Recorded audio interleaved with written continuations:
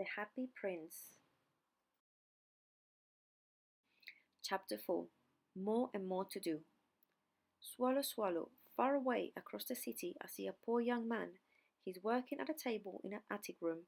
He's writing a play for the theatre. He has some dead flowers next to him. His hair is brown, his mouth is red, and there are wonderful dreams in his big brown eyes. But he's very cold and hungry, and he can't think or write any more. I can wait one more night, says the swallow, because he has a good heart. Shall I take him a ruby too? Sadly, I have no more rubies, says the prince. Now I have only the sapphires in my eyes. They come from India. Pull out one of them and take it quickly to that poor young man. Then he can sell it for some good things to eat and some warm things to wear, and after that he can finish his play. Dear prince, I can't do that, cries the swallow. Swallow, swallow, little swallow, you must, says the prince. So the swallow takes out one of the prince's blue eyes. He flies with it in his mouth to the little attic room. The young man is tired and he has his head in his hands on the table when the little bird arrives. He does not hear the swallow's wings. The little bird leaves the sapphire on the table near the flowers. Then he flies away. Suddenly the young man looks up and sees the expensive blue stone. What's this? He cries happily. Someone likes my work a lot. Now I can finish my play. The next day the little swallow flies down to the sea. First he watches a big ship arrive from a far country. Then he sees people come from the city and take the things from it. I'm going to Egypt, cries the swallow, but nobody listens to him. When night comes he flies back to the happy prince. I'm here to say goodbye, he says. Swallow, swallow, little swallow, please stay with me one night more, says the prince.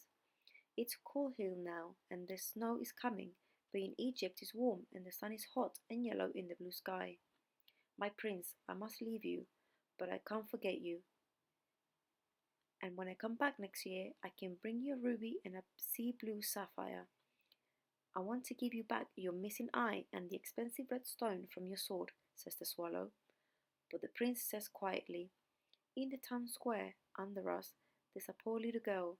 She's selling matches, but her matches are all on the street at her feet, and she can't sell them now. Nobody wants to buy matches with water on them. Her father's at home. He's waiting for her, but he's always angry with her, and he hits her when she comes home with no money for him. She's crying. She has no shoes on her feet and no hat on her head.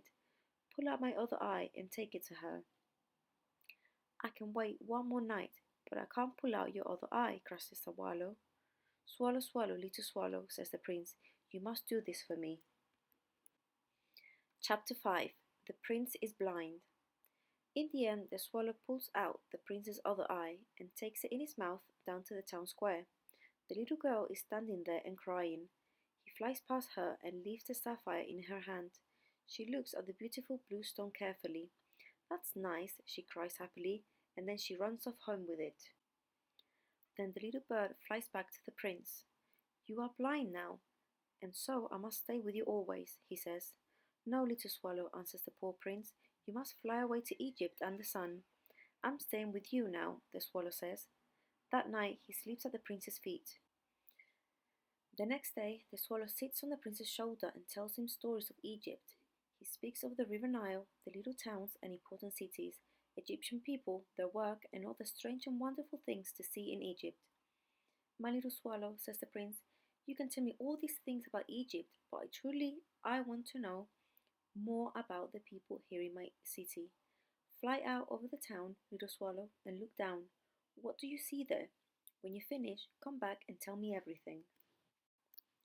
So the little bird flies out over the big city and sees the lives of all the people there. He sees big expensive houses with poor beggars at their doors.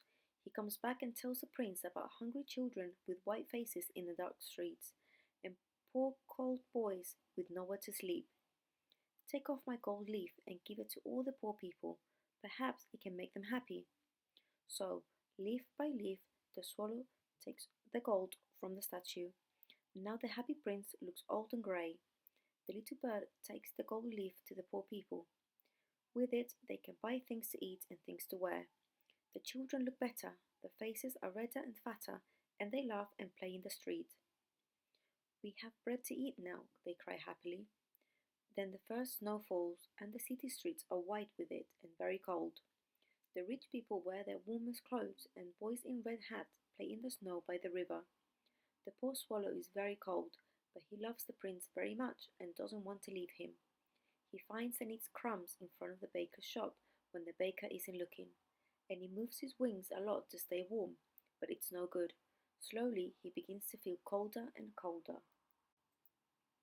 Chapter 6. The Most Important Things. The little swallow is dying from the cold, and he knows it. It isn't easy for him, but he flies up and sits on the prince's shoulder for the last time. "Goodbye, my prince," he says quietly. "Can I kiss your hand?" "Ah, good. You're going to Egypt, little swallow." "I'm happy about that," says the prince. "It's wrong of you to wait here any more, but kiss me on the mouth before you go." "I'm not going to Egypt," replies the swallow. "I'm going to the house of the brother of sleep. I'm dying, you see." Then the little bird kisses the happy prince on the mouth, and at once he falls down dead at the statue's feet. Suddenly there is a strange crack from the statue. The prince's lead harp breaks in two. It is truly a very cold winter that year. Early the next morning, the mayor and the town councillors are walking in the town square. They walk past the happy prince's column, and the mayor looks up at the statue on it.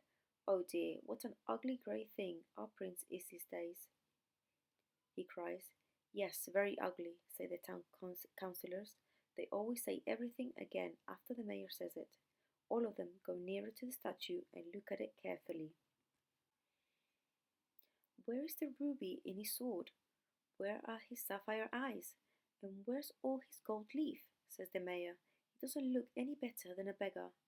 "No better than a beggar," say all the town councillors after him. "And look at that! There's a dead bird at the foot of his column.